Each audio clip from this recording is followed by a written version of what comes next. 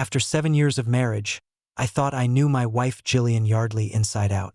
Little did I expect that after an 8-month business trip, Gillian would return home 5 months pregnant.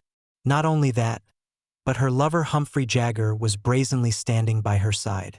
Listening to her contemptuous tone, it seemed she had forgotten that this luxurious detached house was part of the assets I brought into our marriage. Her family had been living off me for so many years. This time, I was determined to cut off all financial support completely. I smirked as I dialed my assistant's number. "Prepare the divorce papers immediately. I want to see how she'll manage without me." Ding. Story Shots reminds you to click the subscribe button at the bottom right corner to read the full novel. Upon learning that Gillian Yardley was returning to England today, I had been preparing for days in advance. I even asked our butler, Bertram Linton, to arrange a special dinner she would love. At that moment, the front door swung open. Gillian Yardley, with her slightly protruding belly, stood before me, arm in arm with her lover, Humphrey Jagger. I froze on the spot, but Humphrey strode towards me with a cold expression. His hand resting on Gillian's waist, he spoke in a harsh tone. "Crispin Lockwood, you're still the same pathetic sight after all these years." My eyes fixed on Gillian's swollen abdomen, anger instantly surging through me. Humphrey caught my expression and sneered. He approached me, patted my shoulder, and said provocatively, "What's wrong? Can't stand it? You couldn't get her pregnant, so I did you a favor. Look at your pitiful face. If you've got the guts, come at me, don't take it out on Gillian." His arrogant attitude felt like a slap across my face. Before I could respond, he had already laid everything bare in front of me. Gillian stood by, coldly observing my reaction. Her hands protectively cradled her belly, as if ready to shield the child at any moment. Gritting my teeth, I glared at Gillian and asked, "Don't you have anything to say?" She frowned, tugging at Humphrey's arm, and said softly, "Don't bother with him. I'll show you to a room where you can rest." Gillian's gentle voice stunned me. She seemed so unfamiliar to me now. Under my watchful gaze, she was escorted by Humphrey towards the guest rooms. The driver lugged in 4 heavy suitcases. It seemed Humphrey intended to stay for a while. Though she looked more energetic than me, Humphrey supported her with a serious expression, as if asserting his claim. I leaned back in the wicker chair in the living room, waiting for Gillian to settle in and provide an explanation. Low murmurs of conversation drifted from the guest area. Just as I was about to get up and investigate, the doorbell rang. Gillian's parents entered with stern faces, ignoring me as they headed straight for the guest rooms. I followed behind them, only to hear Gillian addressing her parents earnestly. "I didn't mean to hide it from you. I was unwell for the first few months, and I feared for the baby's safety. Crispin can't have children, so this baby is a blessing for both him and me." I reflected on our 7 years of marriage. Whenever I disagreed with her mother, Gillian would always say her mum was in poor health and ask me to be more accommodating, never once standing up for me.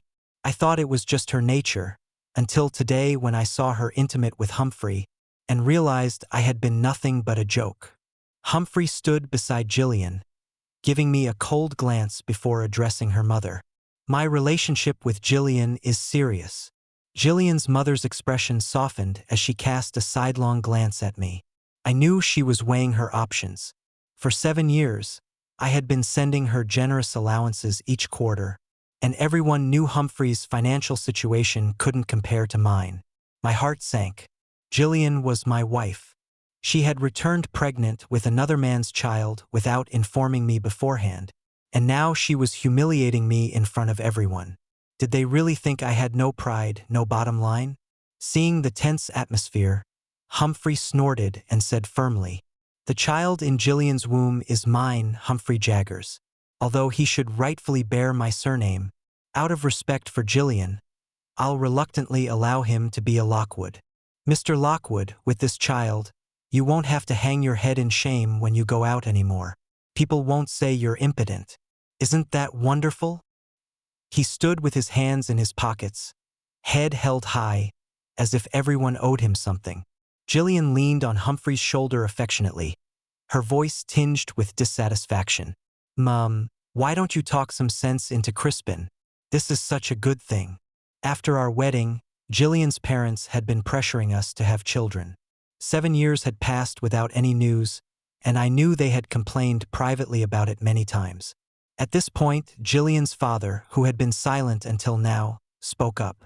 "Gillian is still your wife after all, and the child will not only bear your surname but will also call you father.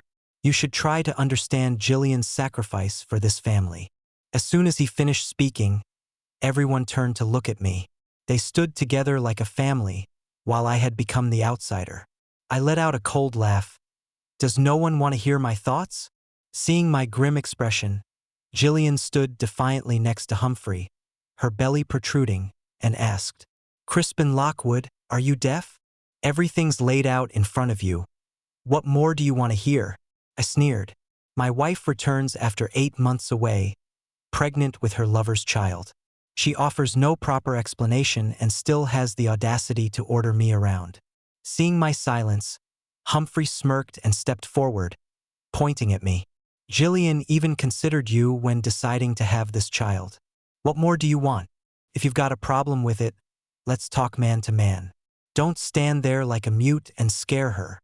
Gillian glared at me and said, "Your equipment doesn't work, and now you're acting righteous? Humphrey is doing you a favor. Don't be ungrateful. His child will call you father. He's the one getting the short end of the stick here."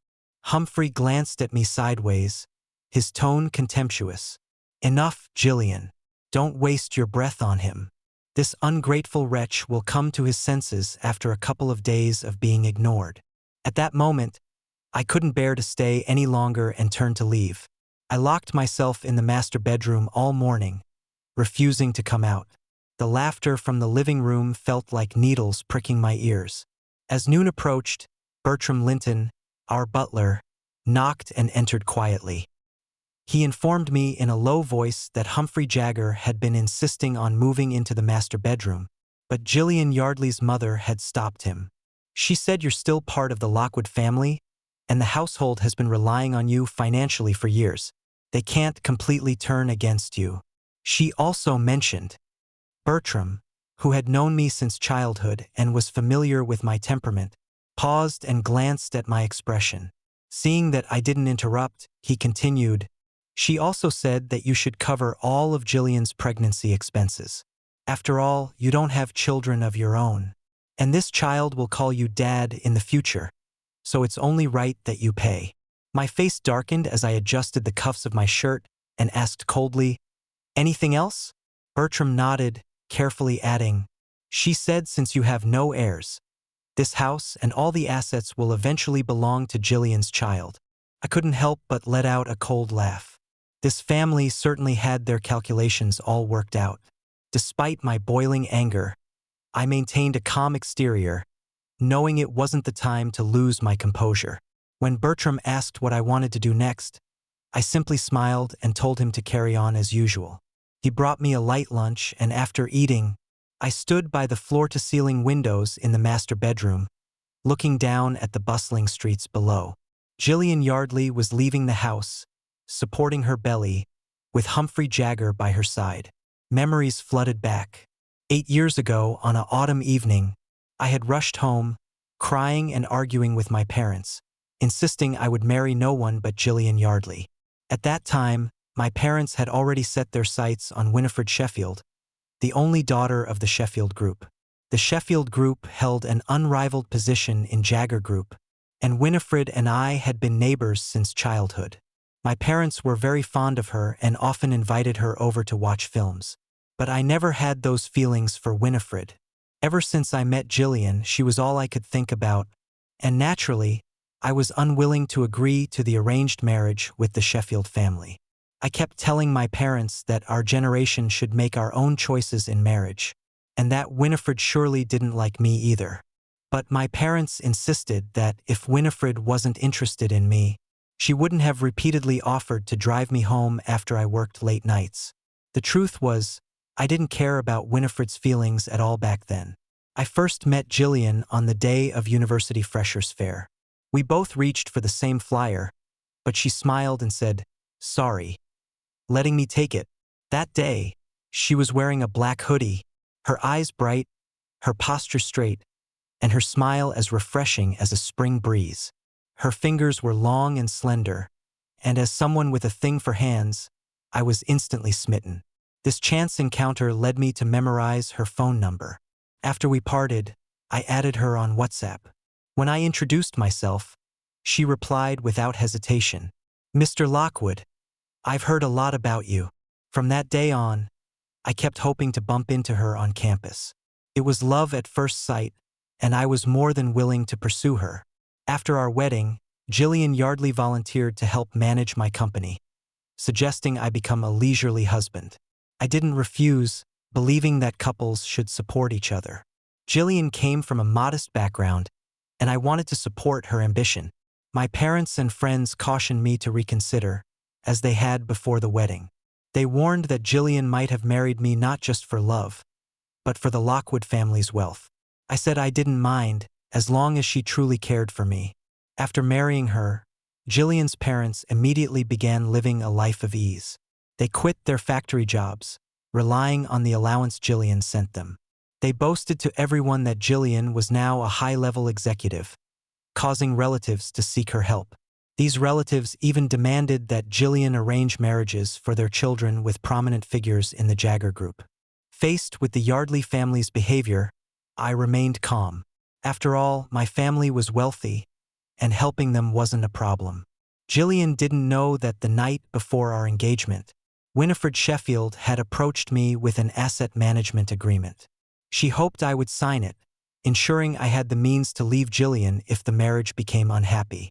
She clenched her fists and said earnestly, "You have more than just the Lockwood family behind you, you have me too. If she dares hurt you, I won't let her off." I laughed at her worries. I had always trusted my judgment and believed Gillian wouldn't betray me. Now it seems everyone's warnings were right. But back then, I was blinded by love and careless. After marriage, I went along with everything she wanted, but she always found fault. She complained that I couldn't tidy up, that my personality was too straightforward, and that I wasn't as considerate as her friends' husbands. At that time, I was devoted to her, even willing to change my habits. She liked seeing me at home after work, so I tried to stay in our detached house to keep her company. I even studied coffee pairings to create new flavors for her.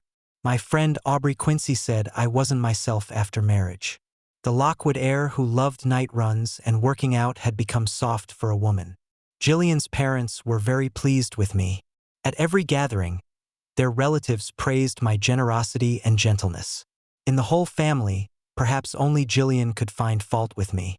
I always thought I wasn't good enough, but now I understand that she was just using me as a stepping stone. How could she see any good in me when there was no love in her eyes?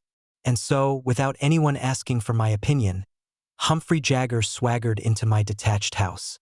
In the evening, Humphrey knocked on my door, calling me downstairs for tea. After I coldly refused 3 times, he stood outside my door and started shouting, his tone full of provocation. As his voice grew louder, Gillian Yardley came rushing at the sound. Humphrey glanced at me and sneered. "It seems Crispin Lockwood has a massive issue with me." I invited him for tea, and he told me to sod off. I opened the door with a dark face, looking at Humphrey's smug expression. His eyes were full of disdain. Gillian frowned and stepped forward, grabbing Humphrey's shoulder, coaxing in a low voice, "Don't quarrel with him. I'll handle this." Humphrey looked at me coldly and said, "Crispin Lockwood, the child is already so big. How can you bear to deprive it of life? When the baby is born, we'll be fathers together. After all, you can't have children, so isn't this a good thing?" I let out a cold laugh, cutting him off. "Drop the act. Who are you trying to fool?" As soon as I finished speaking, Humphrey's face darkened. He turned and leaned on Gillian's shoulder, putting on a victimized act. Gillian was so angry she rushed up and slapped me across the face. "Crispin Lockwood, I'm warning you. The baby can't be stressed.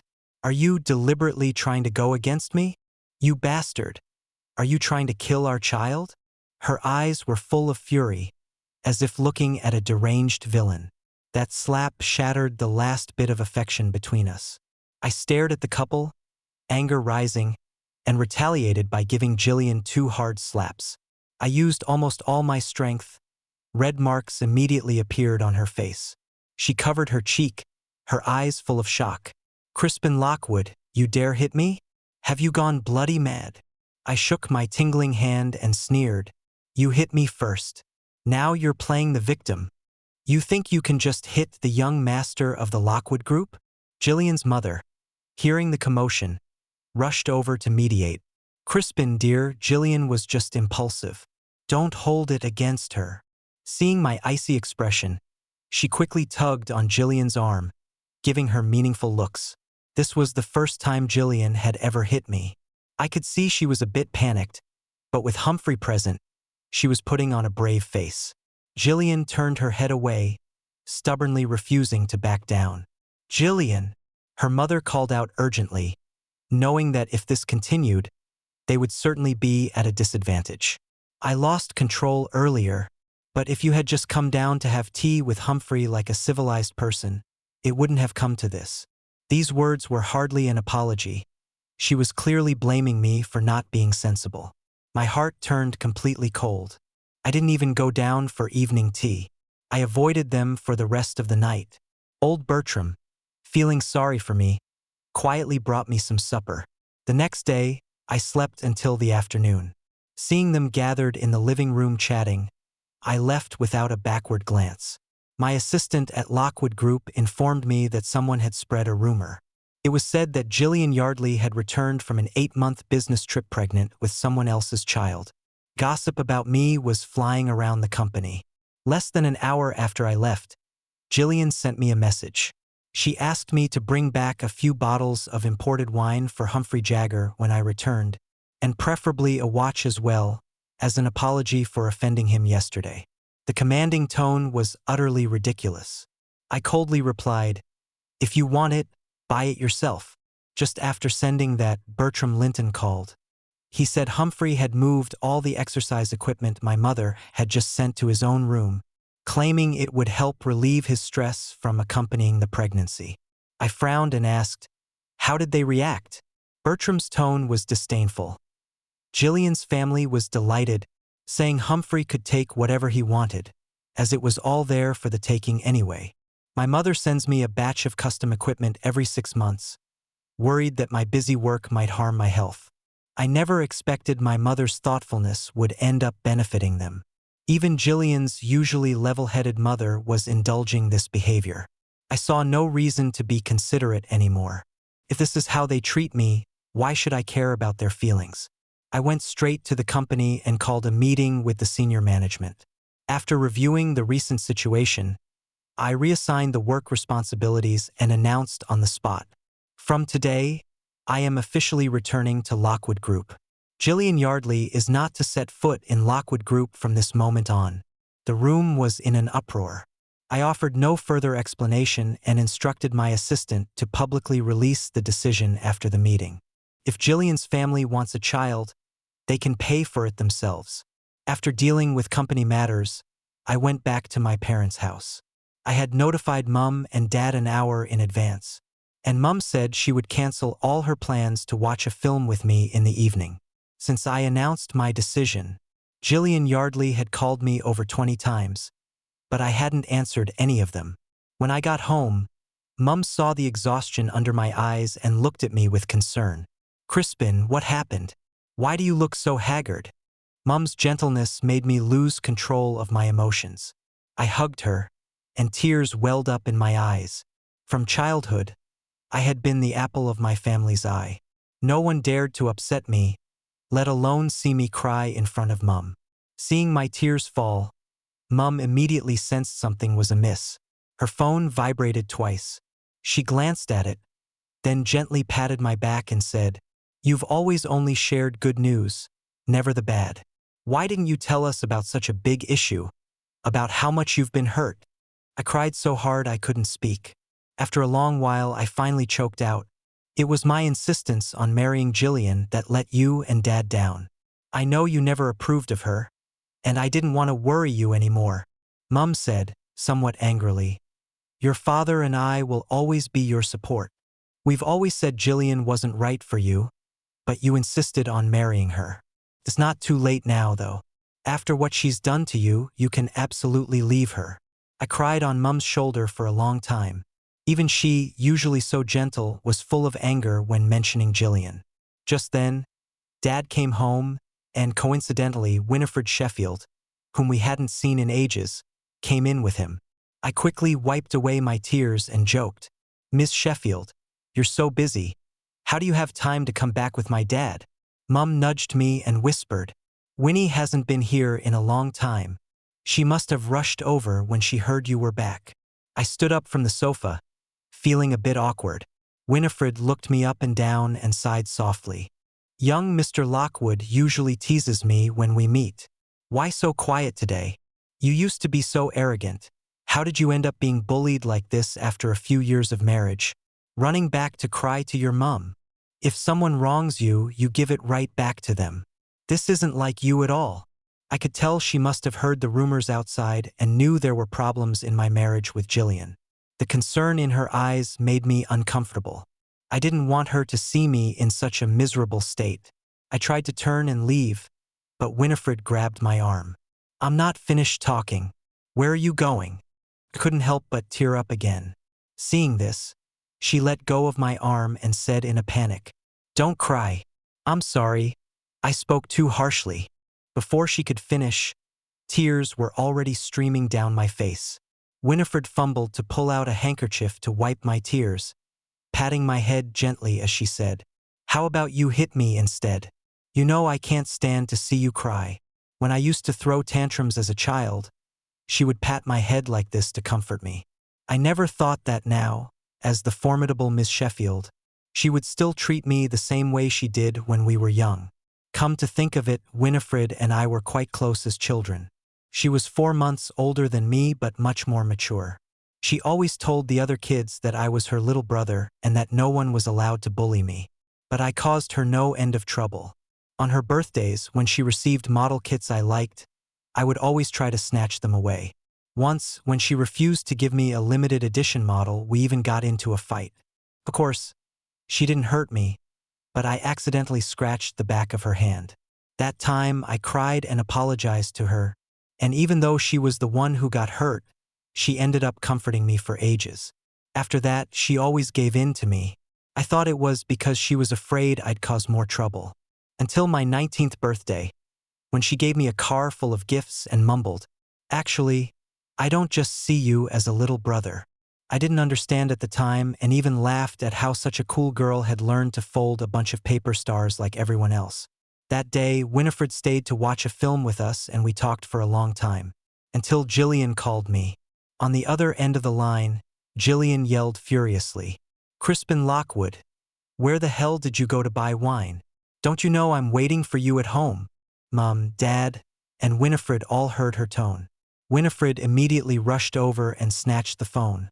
Hanging up, she snorted coldly, "What an insufferable woman." That night, I didn't go back to the detached house. Gillian's calls flooded my phone, but I ignored them all. It was late afternoon the next day when I finally returned to the detached house. Gillian Yardley was sitting on the sofa in the living room with a gloomy face, staring at me without saying a word. Bertram Linton hurriedly pulled me into the kitchen and said in a low voice, "Crispin, you're finally back. You don't know how much trouble we had last night when you didn't come home. That bloke was shouting for red wine, keeping us up until midnight. This morning he woke up in a foul mood. I prepared lunch as usual like you said, but he still mocked me, asking if I was getting too old to come up with anything new. If you hadn't given me a heads up, I would have quit today." I had called Bertram last night after the film and told him to keep everything as normal for a few more days. As the saying goes, pride comes before a fall. Humphrey Jagger slept with my wife and still had the audacity to strut around in my house. He really thought I was a pushover. After learning about the situation at home, I went straight downstairs to find Gillian Yardley. I sat down opposite her, looking directly at her. The red mark on her face was still visible. Before I could speak, she shouted aggressively, "Crispin Lockwood, so you finally decided to come back?" I couldn't help but laugh and retorted, "This is my house. I can come back whenever I want. What's it to you?" At that moment, Humphrey Jagger and Gillian's parents burst in angrily. Humphrey walked up to Gillian and slammed a card on the table, looking extremely displeased. "Gillian, didn't you say I could use this card freely? Why did the shop say it was declined? I was going to let your parents pay, but that pittance in their pockets couldn't even buy a wallet." Gillian replied in shock, "That's impossible. This card has no limit. It's Chris Dash." She stopped mid-sentence, turned to glare at me and demanded, "Crispin Lockwood, did you do this?" At this point, I couldn't be bothered to save face for them anymore. I sneered, "Yes, I stopped it. It's my card. I can stop it whenever I want. What are you going to do about it?"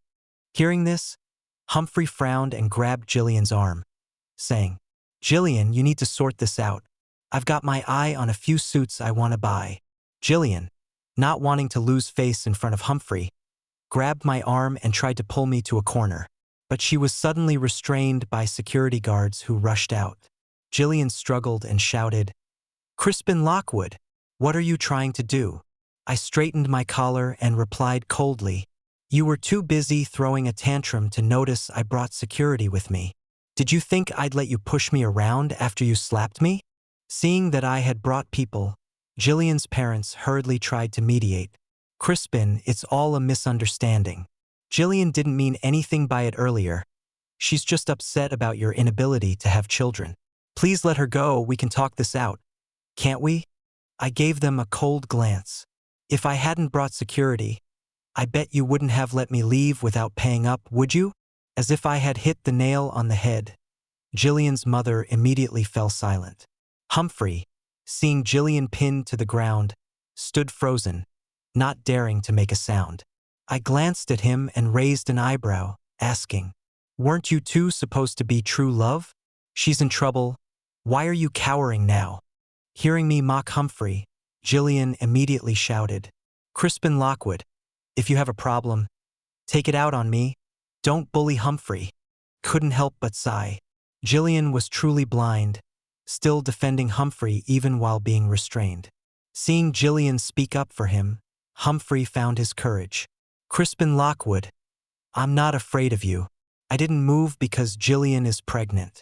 If I tried to intervene and she got knocked down by the security, who would be responsible?" I smirked and slowly walked up to Humphrey. Seeing that I was going to confront Humphrey, Gillian struggled desperately, as if she would do anything to protect him. I was about to reach out and pat Humphrey's shoulder, but Gillian's parents blocked me. For the sake of the child, they no longer cared if I was their meal ticket. Gillian's father suddenly shoved me, shouting, "Crispin Lockwood, calm down." I fell to the ground, wincing in pain, and coldly looked at them. I remembered when I first met Gillian's parents, they were overly enthusiastic towards me. They practically wanted to throw a feast to welcome me, grinning from ear to ear at the gifts I brought. Now, for the sake of Humphrey's child, they were willing to lay hands on me. The standoff lasted for nearly 15 minutes before Winifred Sheffield finally arrived on time. Seeing me slumped on the carpet, Winifred rushed forward to help me up, shouting angrily, "Who laid hands on him?" I coldly pointed towards Gillian Yardley's father. Without hesitation, Winifred ordered the security guards to restrain him. Gillian screamed like a madwoman, "Let go of my dad. What on earth are you trying to do?" I signaled the guards to tie them all to the sofa. Gillian's curses became increasingly foul, seemingly intent on dragging my entire family into it. Unable to bear it any longer, I had the guards give her 10 slaps across the face before she quieted down. Red-eyed, I gripped Gillian's chin and said coldly, "When you see the grand surprise I've prepared for you, you'll be grateful to my whole family." Seeing blood seeping from their daughter's mouth, Gillian's parents couldn't help but roar at me. But what use was such powerless anger? Humphrey Jagger was also tied to the sofa. He glared at me, gritting his teeth as he called for Gillian to save him. I walked up to him, gripping his face as I asked, "Did you really think the child in Gillian's belly would turn things around for you?" Gillian's face was full of shock as she countered, What do you mean by that? Faced with the questioning, Humphrey let out a cold snort. Humphrey didn't know that every time he showed off in front of me, I felt utterly disgusted. Winifred had arrived late because of the task I'd given her last night. I knew that, with Sheffield Group's influence in Jagger Group, she would certainly be able to uncover the truth. I directly produced photos of Humphrey entering and exiting a rental flat with another lover 2 months ago, along with phone records and hospital proof of his lover's pregnancy. Seeing the evidence, Humphrey's face turned ashen as he shouted, "Where did you get all this?" Gillian had been away on an 8-month business trip, and Humphrey had indeed tricked her into getting pregnant. But he hadn't told her that he had another lover outside who was also carrying his child. Humphrey and that lover were dirt poor, completely unable to raise a child. He deliberately deceived Gillian's heart, making her have the baby, so he could use this child to constantly ask Gillian for money, secretly supporting his woman outside and the other baby. Gillian thought it was true love, unaware she was just an ATM. With the evidence laid out before her eyes, Gillian clenched her fists in anger and yelled at Humphrey, "So you got me pregnant just to use me as a cash cow? To support your mistress and child outside?" I hadn't expected that even at this point. She'd only just realized she'd been used as a pawn. I publicly announced Gillian's expulsion from the company and informed her that I would thoroughly investigate all her accounts at the company over the past few years, and any irregular funds would have to be repaid in full. Gillian panicked and hurriedly tried to explain. "Crispin, I was deceived. I didn't know what he was planning. Can't you give me one more chance?" Seeing her pitiful act, Winifred let out a cold laugh and threw the divorce papers I had her prepare last night in Gillian's face. "Just sign it. Stop pretending to be innocent. You know Crispin Lockwood's temper. He won't change his mind once he's decided." After learning the truth, Gillian's parents also tried to plead for mercy, but it was all too late. I cut them off with a sneer. "Enough. It's useless to say all this now." That day, Gillian's family and Humphrey were driven out of the detached house. I notified the property management to blacklist these 4 people as visitors. I didn't want to see them appear at my doorstep ever again. After dealing with the matter, I took Winifred Sheffield abroad that evening. Of course, it wasn't for leisure.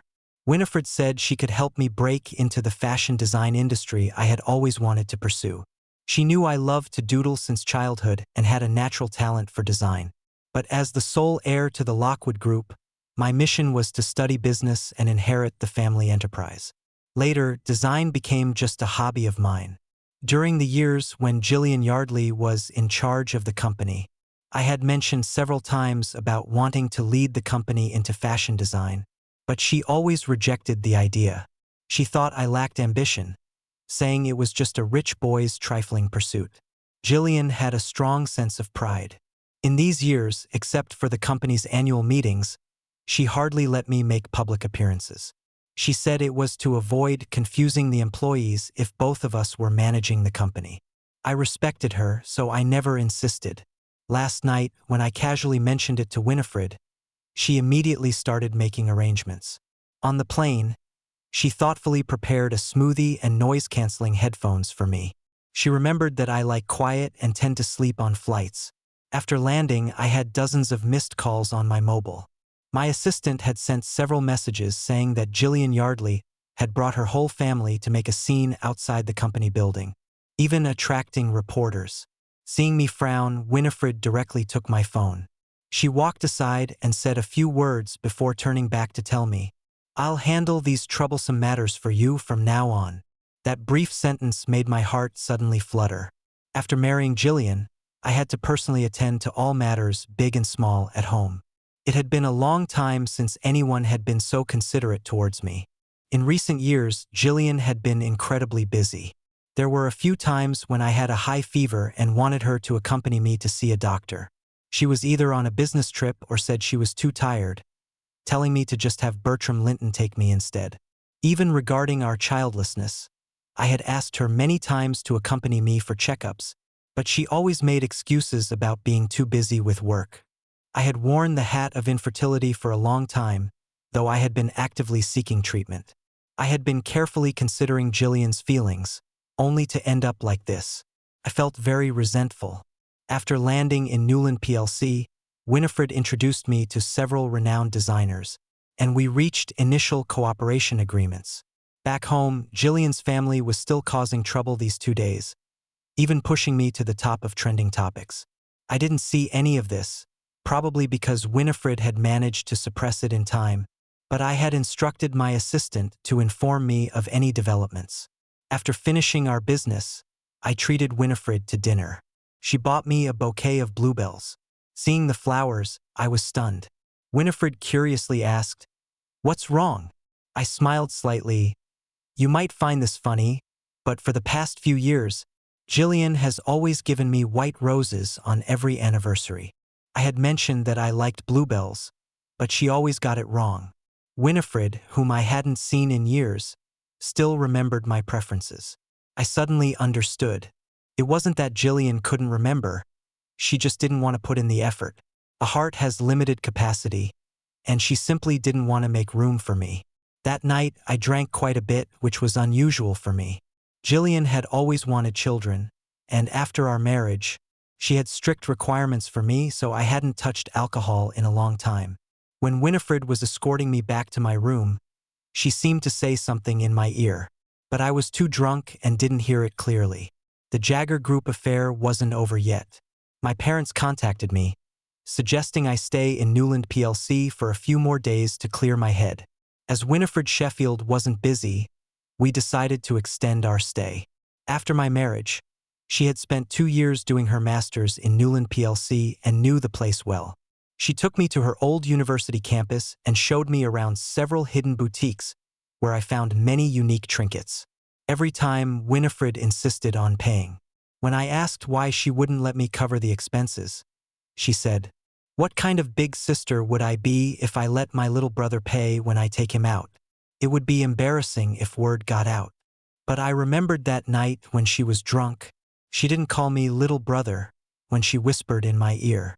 We stayed in Newland plc for a week, sleeping in until noon every day. Winifred would take me out for lunch, then we'd go shopping and sightseeing, not returning until late at night. During these 7 days, I felt more relaxed than ever before and gained clarity on many things. It would be a lie to say I wasn't upset. Every night, I would think about the question Winifred had asked me, "Do you regret it?" I knew what she meant, and after a week, I gave her my answer. I don't regret it. No one can predict the future, and if I had to do it all over again, I'd make the same choice. She gently patted my head and sighed. "Good. It's good that you don't regret it." Gillian Yardley was causing a scene at the company every day, refusing to sign the divorce papers, so I had no choice but to take it to court. Her family had no savings, and after being evicted, the 3 of them were cramped in a shabby hostel. I heard that when Humphrey Jagger discovered the truth, he beat Gillian, injuring her badly, and she lost the baby. After that, Humphrey never went to see her again. Gillian went berserk at the hospital, was diagnosed with mental instability, and was institutionalized. My divorce case with Gillian went to court 2 weeks later. With substantial evidence on our side, she was ordered to leave with nothing and pay me £500,000 in compensation. That £500,000 was the money she had embezzled from the company after deducting her salary. As the court adjourned, Gillian screamed at me like a madwoman. "Crispin Lockwood, you don't need this money. Why are you doing this to me?" I didn't look back and walked straight out. This farce ended the moment the verdict was announced. Winifred was waiting for me outside the court. Today was her birthday. At her birthday party, I took out the ring I had prepared in advance and proposed to her. "Let's get married." Looking at Winifred's gentle face, my eyes welled up, and I choked out, "But I've been married before. If you don't mind." Winifred shook her head slightly and hugged me tightly. "I love you. I love everything about you." At that moment, I knew my true happiness had just arrived.